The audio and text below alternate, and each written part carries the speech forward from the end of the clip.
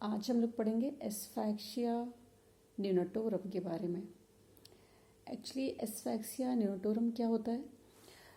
Fan there is failure of initiation and maintain of spontaneous respiratory activity following the birth of the baby. अगर कोई बच्चा पैदा होने पर अपने आप अपनी जो रेस्पिरेटरी एक्टिविटी है स्पॉन्टेनियसली वो शुरू नहीं करता है या उसको मेंटेन नहीं रख सकता है, तो उस कंडीशन को हम कहते हैं एस्फैक्सिया न्यूनाटोरम। अगर किसी बच्चे को एस्फैक्सिया न्यूनाटोरम है तो होगा क्या? ऑब्वियसली वहाँ पे ऑक्सीजन का जो परफ्यूज़न होगा टिश्यूज़ को वो कम होगा। उसकी वजह से क्या होगा? अगर हम एब्गर स्कोर देखेंगे तो वो क्या होगा? हमारा वो लो होगा, एब्गर स्कोर हमारा बहुत ही कम आएगा। और क्या हो सकता है? मेटाबॉलिक एसिडोसिस हो सकती है, चूँकि हमारा जो ऑक्सीजन कंसंट्रेशन है ब्लड का वो बहुत कम है, या ये कह सकते हैं जो कार्बन डाइऑक्साइड कंसंट्रेशन है ब्लड में वो ज़्यादा है, जिसकी वजह से हमारा क्या होगा? हमारा जो ऑक्सीजन परफ्यूज़न टिश्यूज़ को होना चाहिए वो प्रॉपर नहीं होगा, जिसकी वजह से फीटल एस्फैक्सिया डेवलप कर जाएगा। अच्छा, इसके बाद अगर हम देखें फीटल जो एस्फैक्सिया डेवलप कर रहा है, ये जनरली अगर देखा जाता है तो ये 90% केसेस में ये देखा जाता है ये रिलेटेड होता है एंटीपार्टम या जो है हमारा इंट्रापार्टम जो बर्थ हो रहा है उससे रिलेटेड होता है। Postpartum asphyxia is responsible only in 10% cases. Means जो पोस्टपार्टम अगर किसी बच्चे को एस्फैक्सिया होता है उसकी इंसिडेंस कम है, जबकि जो अगर कोई बच्चा एस्फैक्सिया में जा रहा है, जो फीटस है हमारा वो अगर एस्फैक्सिया में है, उसके सिम्टम्स एस्फैक्सिया के सिम्टम्स आ रहे हैं, तो उसका 90% रीज़न ये हो सकता है कि जो हमारा कंटिन्यूएशन ऑफ प्रेगनेंसी थी उसमें कहीं ना कहीं कुछ प्रॉब्लम थी। मीन्स एंटीपार्टम रिलेटेड कॉजेज हो सकते हैं या वो कॉजेज पेरीनेटल हो सकते हैं, इंट्रापार्टम। तो अगर हम देखें तो इस तरह से अगर कोई बच्चा जब पैदा होता है तो उसका जो प्रॉपर हमारा उसको रेस्पिरेशन को मेंटेन करने के लिए क्या क्या चीज़ें ज़रूरी होती हैं, सबसे पहले हमें इसको जान लेना ज़रूरी होता है।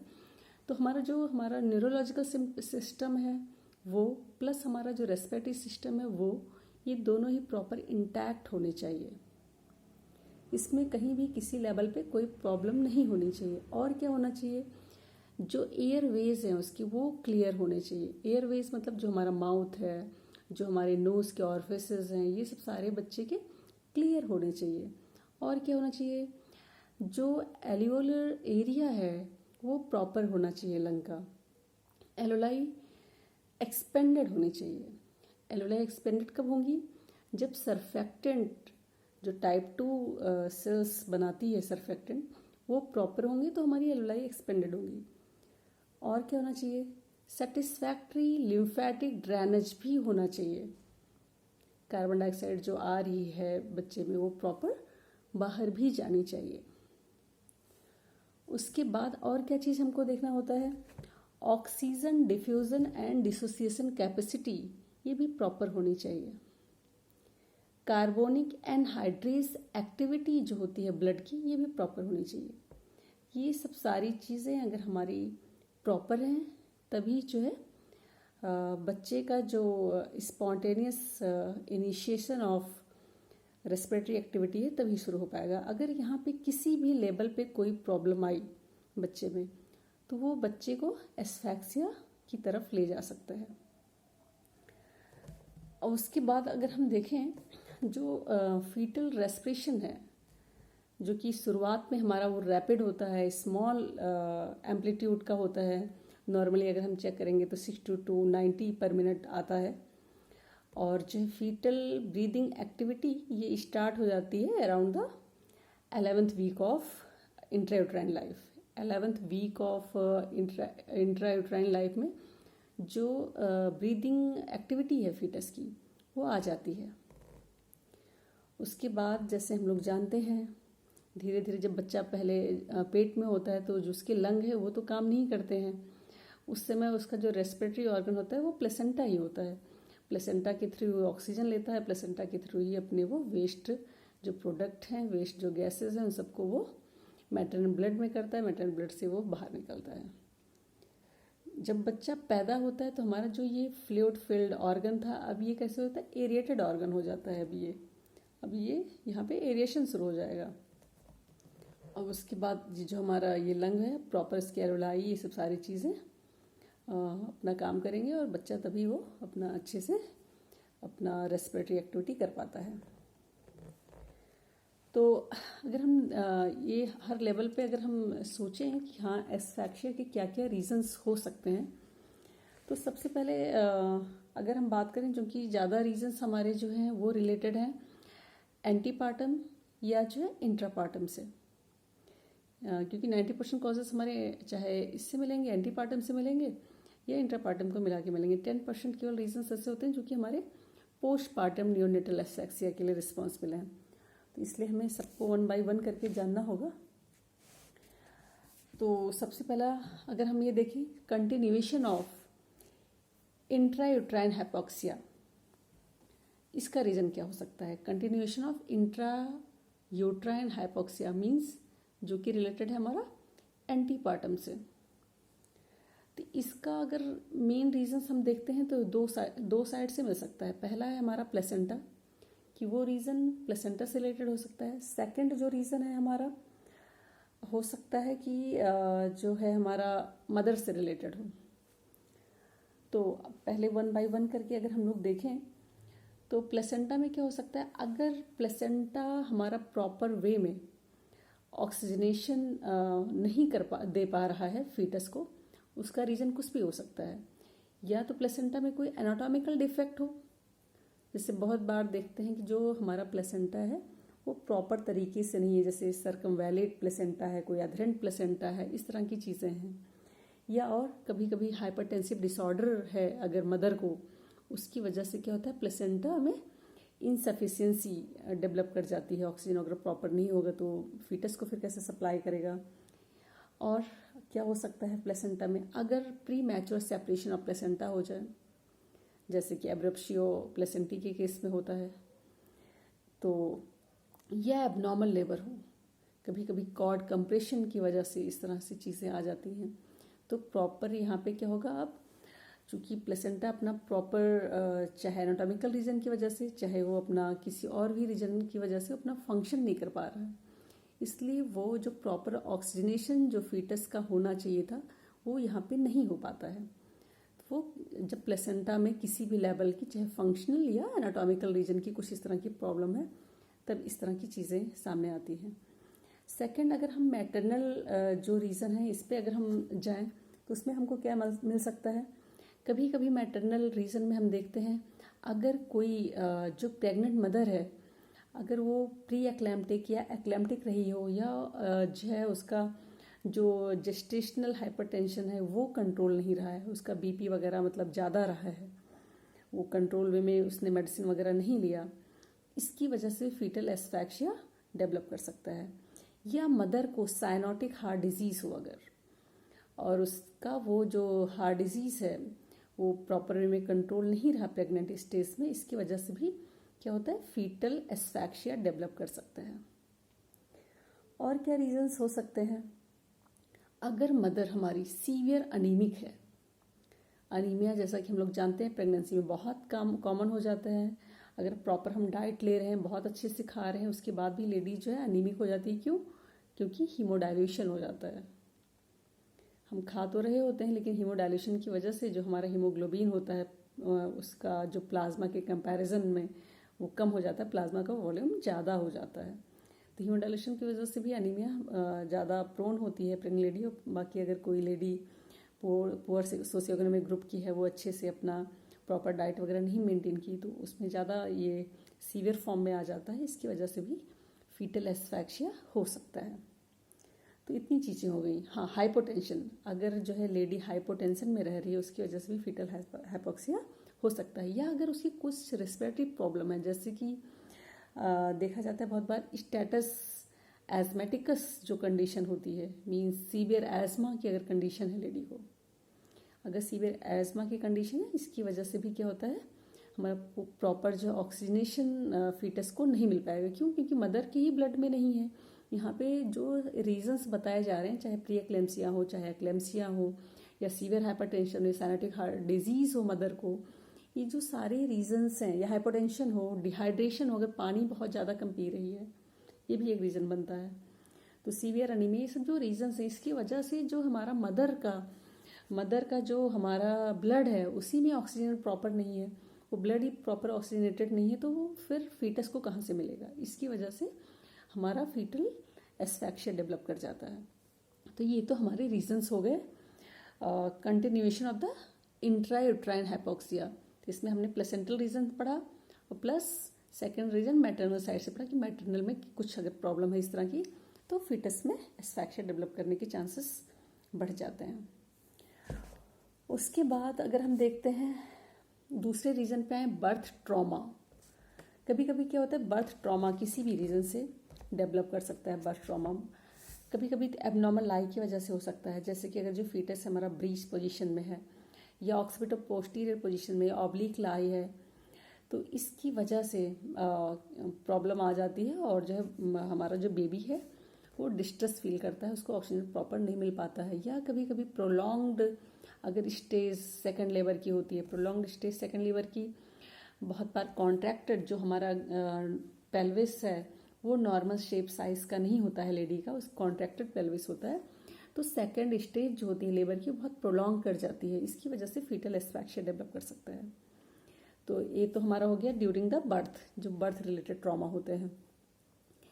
और उसके बाद अगर हम देखें मेडिकेशंस, कभी कभार अगर कोई लेडी का मेडिकेशन कुछ इस तरह का ले रही है, जैसे मॉर्फिन या जो है कुछ एनेस्थेटिक एजेंट, कुछ इस तरह की चीज़ें ले रही है, तो ये जो ड्रग्स होती हैं डायरेक्टली ये क्या करती है, रेस्पिरेटरी सेंटर पे डायरेक्टली अटैक करती हैं, तो इसकी वजह से एस्फैक्सिया उसका इंक्रीज कर जाता है, बढ़ जाता है। और अगर हम, ये तो रीजंस हमारे जितने थे जो हमने देखा, बर्थ ट्रॉमा हो, या मेडिकेशन से रिलेटेड प्रॉब्लम हो, या प्लेसेंटा से, या मैटरनल रिलेटेड जो हमने चीज़ें देखी, तो यहाँ पे जो ये रीजंस आते हैं ये एंटीपार्टम या इंट्रापार्टम रीजंस हैं। अगर हम पोस्ट नेटल एस्फैक्सिया की बात करें, पोस्ट नेटल एस्फैक्सिया जो कि उतना कॉमन नहीं है जितना अभी हमने इसके बारे में पढ़ा, जो कि हमारा रिलेटेड था इंट्रापार्टम एंड एंटीपार्टम इवेंट से, लेकिन पोस्ट नेटल एस्फैक्सिया को भी जानना ज़रूरी है क्योंकि 10% केसेस में ये भी मिलता है। तो पोस्ट नेटल एस्फैक्सिया अधिकतर ये देखा जाता है, ये due to the secondary effect होते हैं, सेकेंडरी कॉजेज होते हैं after the pulmonary diseases, heart diseases और सम न्यूरोलॉजिकल एबनॉर्मलिटीज़। उसके बाद देखा जाता है कि हाँ, मतलब जो बच्चा है उसको प्रॉपर ऑक्सीजनेशन नहीं हो पा रहा है, और जो है न्यूरोटेरम एस्फैक्सिया डेवलप कर गया। अच्छा, क्लिनिकल फीचर्स क्या आएंगे? ऑब्वियसली क्लिनिकल फीचर्स डिपेंड करेंगे कि जो है जो बच्चा है उसमें किस हद तक उसकी इंटेंसिटी है एस्फैक्सिया की, मींस उसका जो ऑक्सीजनेशन कंसंट्रेशन है वो कितना है, ब्लड में कार्बन डाइऑक्साइड वो कितनी है, कितना सब्सिक्वेंट इवेंट एसिडोसिस वगैरह का हो चुका है, इन सब पे क्लिनिकल फीचर डिपेंड करेगा। तो क्लिनिकल फीचर ऑब्वियसली डिपेंड करेगा, वो साइनोसिस भी मिल सकता है और स्टेज ऑफ शॉक तक जा सकता है। तो क्लिनिकल फीचर्स को जो हम इसका चेक करते हैं, इसको अच्छे से समझने के लिए हमको समझना पड़ेगा एब्गर स्कोर को, क्योंकि अभी जो है हम रिसेंटली जो भी इसके क्लिनिकल फीचर्स, जो भी इसकी सीवियरिटी है, उसको जो है एब्गर स्कोर से ही चेक किया जाता है। तो एब्गर स्कोर के बारे में थोड़ा सा हम आपको बता देते हैं कि एब्गर स्कोर क्या होता है। एब्गर स्कोर में क्या होता है, हम इसमें क्या क्या चीज़ देखते हैं। पहला है हमारा रेस्पिरेटरी एफर्ट, देखते हैं कि रेस्पिरेटरी एफर्ट कैसा है। सेकंड चीज़ क्या है हमारी, हार्ट रेट को देखते हैं। थर्ड है हमारा मसल टोन को देखते हैं। फोर्थ है हमारा रिफ्लेक्स इरिटेबिलिटी को देखते हैं। फिफ्थ है कलर को देखते हैं। ये 5 चीज़ें हम एब्गर स्कोर में देखते हैं। एब्गर स्कोर, अगर रेस्पिरेटरी एफर्ट हमारा बिल्कुल एब्सेंट है तो 0, एब्गर स्कोर कितना आएगा, 0 आएगा। अगर हार्ट रेट भी हमारा बिल्कुल एब्सेंट है तो एब्गर स्कोर 0 होगा। मसल टोन अगर फ्लैसिड है, मसल टोन अगर फ्लैसिड है तो एबगर स्कोर 0 रखेंगे। अगर रिफ्लेक्स इरिटेबिलिटी हमारा जो है कोई रिस्पॉन्स नहीं कर रहा है, बिल्कुल भी रिफ्लेक्सेस हमारे नहीं आ रहे हैं, तो एबगर स्कोर 0 होगा। कलर अगर हमारा जो है ब्लू और पेल अगर है तो एबगर स्कोर हमारा 0 होगा। अगर जो है अब फिर से अगेन इन पांचों फैक्टर्स पे आते हैं। अगर रेस्पिरेटरी एफर्ट जो है हमारा स्लो है, इरेगुलर है, बच्चे का जो रेस्पिरेटरी है वो कैसा है, स्लो है, इरेगुलर है, तो एबगर स्कोरिंग कितनी होगी, 1 होगी।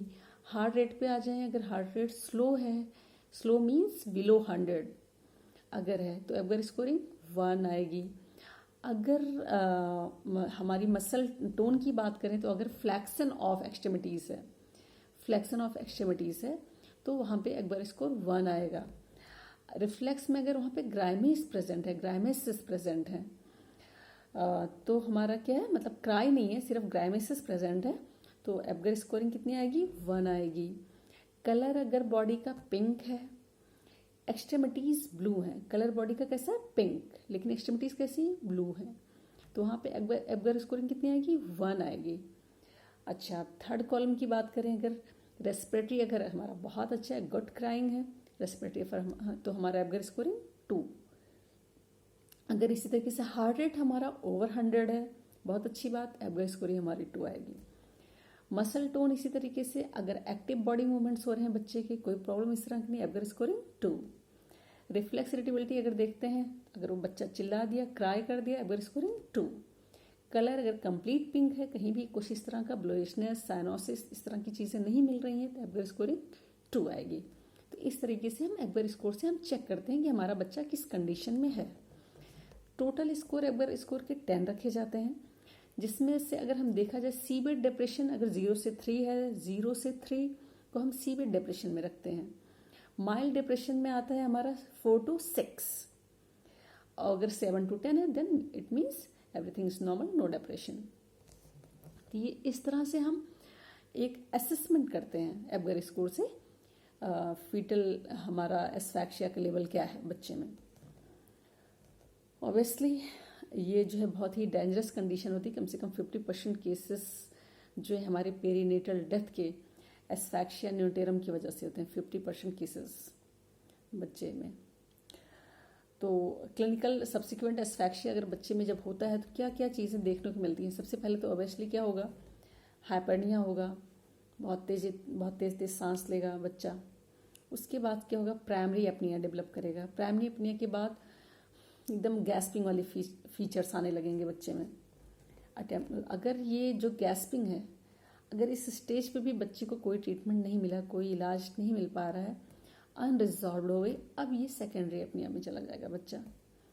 अब सेकेंडरी अपनिया में क्या होगा, ब्रैडिकार्डिया डेवलप कर जाएगा, शॉक में चला जाएगा बच्चा। जो हमारा सेरिब्रल ब्लड फ्लो है हमारा, वो भी जो है डिमिनिश्ड हो जाएगा। इसकी वजह से वहाँ पे सेरिब्रल हैमरेज हो जाते हैं। उसके बाद हाइपोक्सिया, सेरिब्रल हाइपोक्सिया हो जाती है, सेरिब्रल हाइपोक्सिक इस्चीमिक इंसेफ्लोपैथी हो जाएगी। और बहुत अगर ये सीवियर है तो बच्चा डाई कर जाता है। अगर बाई चांस इस स्टेज पे बच्चा बच भी जाता है तो ऑब्वियसली वो जो है बच्चा बहुत अच्छे से अपनी लाइफ लीड नहीं कर पाता है, क्योंकि ऐसे बच्चे अधिकतर देखे जाते हैं। अगर ब्रेन हाइपोक्सिया सीवियर हो गई, उस स्टेज पे ट्रीटमेंट नहीं मिला, तो अधिकतर ऐसे बच्चे फिर अगर वो बच भी जाते हैं किसी तरह से तो अधिकतर वो हैंडीकेप होते हैं। तो फिर ये हमारा था नियोनेटल एस्फैक्सिया के बारे में। फर्दर जो क्वेरीज होंगी नेक्स्ट लेक्चर में। Thank you.